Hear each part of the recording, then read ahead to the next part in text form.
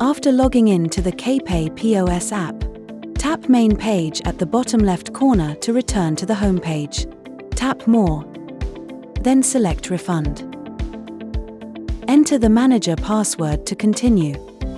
You can search for the transaction by entering the reference number or transaction number, and select the transaction date to locate the record.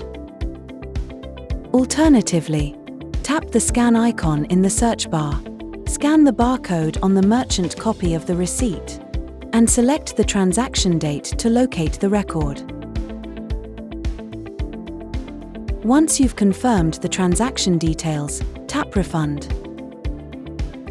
If the original payment was made by card, ask the customer to insert, swipe, or tap their card on the NFC reader for verification, or manually enter the card number, then tap Confirm.